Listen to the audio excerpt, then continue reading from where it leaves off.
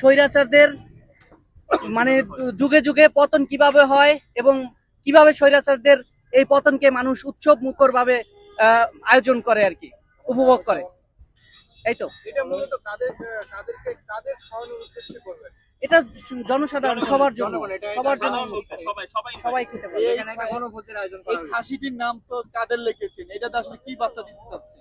মানে এইটা দিয়ে আসলে এটা একটা কুরবানি দিলাম আমরা, মানে ফেসিবাদের কুরবানি।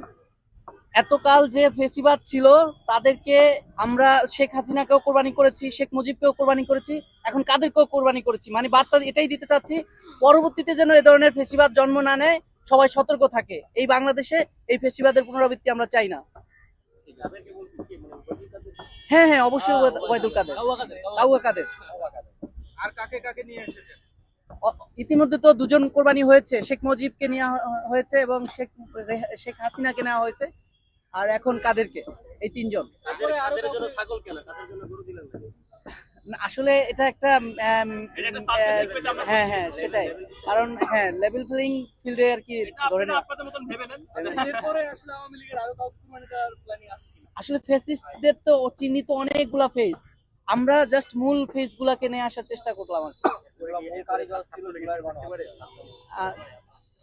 এই বিষয়ে আসলে আমাদের সিনিয়র যারা আছেন তারা সাদ্দামকে নিয়ে, যদিও সাদ্দামকে নিয়ে এর আগে একবার করা হয়েছে, হবে পরবর্তীতে ইনশাআল্লাহ হবে, আমাদের চিটাগাং সিলেটের মধ্যেও হবে, ওখানের মধ্যে আমরা ইনশিওর করব সাদ্দামের নাম থাকবে ইনশাআল্লাহ।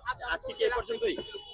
সাদ্দাম তো রাস্তায় ঘুরে কুকুরে ভেসে, হ্যাঁ ওই যে একটু আগে ওকে আমি সাদ্দামকে যদি আমরা কোরবানি দিই, ওকে কুকুর হিসেবে আপনারা খেতে পারবেন, এটা হালাল না, এজন্য আমরা সাদ্দামকে দিব। সেটাই এটা হালাল। হ্যাঁ, দুটি গরু একটি খাসি, একটা শেখ হাসিনা একটা শেখ মুজিব, আর ছাগল হচ্ছে কাদের। না না, আপাতত এতেই আমাদের গণমানুষের জন্য আয়োজন আর কি, জেআরএ এবং পুনাব থেকে। আপনাদের এই আয়োজনের সাথে কারা কারা অংশগ্রহণ করেছে?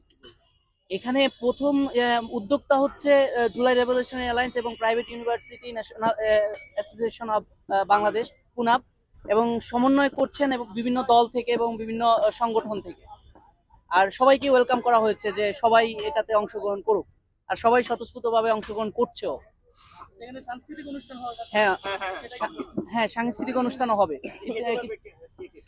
সবার জন্য, জনসাধারণের জন্য উন্মুক্ত। এবং আপনি এটাও দেখেন যে মুসলিম সম্প্রদায়ের জন্য তো আছেই, এবং হিন্দু সম্প্রদায়ের জন্য কিন্তু ছাগলের ব্যবস্থা আছে, তো তারা চাইলে মানে আমাদের সাথে খুব ভালোভাবে অংশগ্রহণ করতে পারবে। খিচুড়ি